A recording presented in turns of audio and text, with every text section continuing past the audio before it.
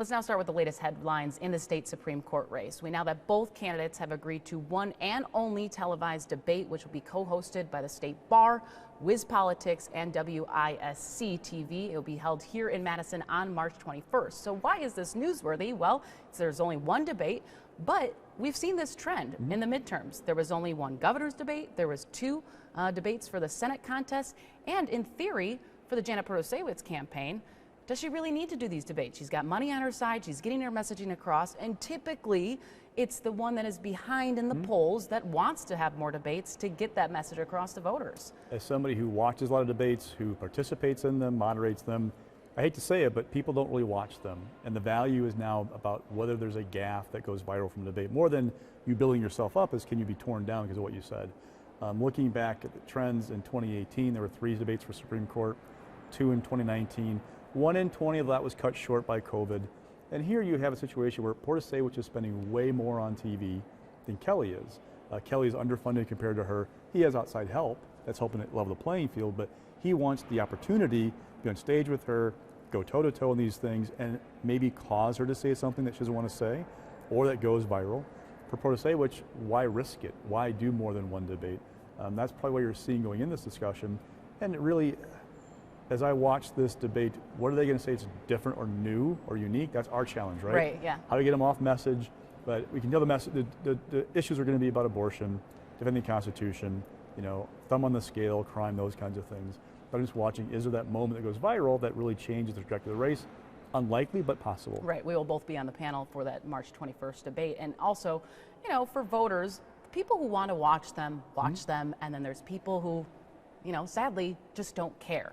But, you know, looking at the politics behind it, you do get to see what I like to call see candidates kind of in the wild, right? Think on their feet. We ask them questions that they don't know in advance. So that kind of loses a little bit of, you know, what voters sometimes like to watch is how they do in these certain, you know, situations. But overall message is that I think we're going to see this trend down the line because it either is going to help your campaign or, you know, hurt you in the long run.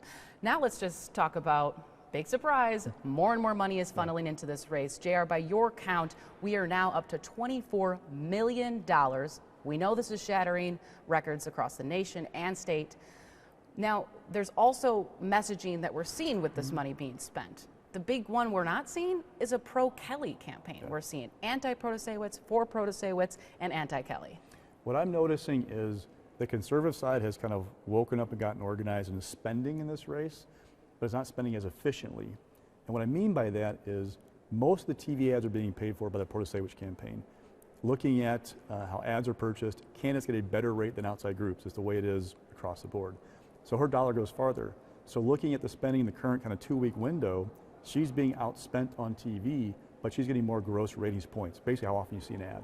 It shows you the challenge of the way conservatives are doing it. Now, Daniel Kelly didn't have a whole lot of money, the pre-primary, has not been able to match her. We're not seeing money flow toward him that would help him to level that playing field by doing his own ads. Meanwhile, the liberal groups aren't really doing TV, they're doing digital ads. Digital is the same rate for everybody. So it's a really smart approach by the liberal side of having her do most of the ads, getting the best rate, and them doing the GOTV, get out the vote effort, the canvassing, and the digital ads, while the conservatives are kind of like footing everything right now by outside groups. One reason why you may not be seeing donors giving to the state Republican Party, they give kind of a pass-through to Kelly, like we've seen with Democrats, is the Republican Party has had some challenges fundraising lately.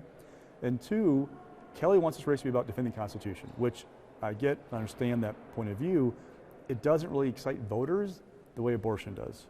And so there's some conservatives that feel like I'm better off giving my money to Fair Courts America or Wisconsin Manufacturers of Commerce because they're going to run an ad that I think is more effective, i.e. on crime, because the best bet for conservatives right now is to diminish, Protasiewicz, disqualify her among voters because of the crime issue. And the latest with the Brewers negotiations. Let's talk about that. Of course, we know the only deal on the table right now is Governor Tony Evers. He put it in his budget. It would spend $290 million from the state surplus, and in return, the Brewers would agree to extend their lease until 2043. We heard from Assembly Speaker Robin Vos this week basically say, well, that's dead on arrival. That's not going to happen in my chamber. We're going to craft our own plan as Republicans. And he also told me a few weeks ago he hopes to include Democrats. Why? Well, they got to come to a deal together. But the question here, JR, is that A, this wasn't surprising. Vos doesn't want to give any victories to Governor Tony Evers, but also we're hearing we're hearing a lot from Vos and top Republicans that they want something similar to the Bucks deal. Not the same details, because also we're hearing from Republicans that saying, well, it's not in my backyard. Why should we be using taxpayer funds to pay for the project in the first place? Now, there are a couple key differences, okay? So the Bucks, when they were sold by Herb Kohl to the new ownership group, there was an understanding of either there'll be a new stadium or the NBA will buy the team and move it somewhere else.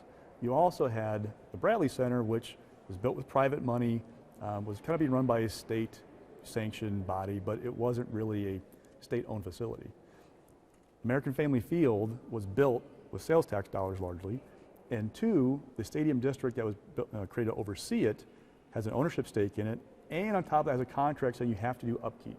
So if we don't do this, we could get sued, okay? What I'm watching is, look, we all knew the second that Evers said, I want to do this, Robin Vos would say, no, we're going to do something different. The question is, one, what will it look like? Two, we'll get a longer lease than what the Brewers have proposed with Evers originally. So the Bucks did 30 years, so look for that there. And three, is it in the budget or is it in a separate bill? In the budget, because remember, the governor with his veto powers can change things if there's spending in the bill. With a standalone bill, it's either veto everything or pass it. So a standalone bill, they couldn't touch the policy in there or how Republicans want to pay for it. But then you make it harder for outside Republicans to vote for it, right? Because they're going, okay, in the budget, I might get tax cut A that I like or school choice provision B that I like. In a standalone, so I could swallow the Brewers deal. In a standalone bill, they go, what's in it for me? Now then you need Democrats to support it. Then you empower Democrats in the minority to maybe shape it. So they kind of have to watch. How does it play out, either in the budget or as a standalone bill? And you have to think of the factors too. Why give more money to Milwaukee? That is kind of an issue for some Republicans that, why should we just write a blank check and help the Brewers? Now, I think it's important to note too, we have not heard from any Brewers officials saying, we're going to pack our bags and leave. There's no one threatening that. So I think it's fair to say no one wants them to leave.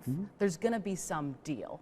Now, don't quote me on that, but that's really the sense we're hearing. We even heard, we saw a statewide coalition being created this week, and their goal is to tout the economic benefits that the Brewers have brought statewide, and just to say, hey, let's find a bipartisan solution that everyone can agree with. Because, like I said, there has to be Republicans that say yes to it, and there has to be Democrats as well. But is it in the budget, a separate bill? That's what's going to make the main difference. All right, that will do it for this week. Thanks so much for joining us.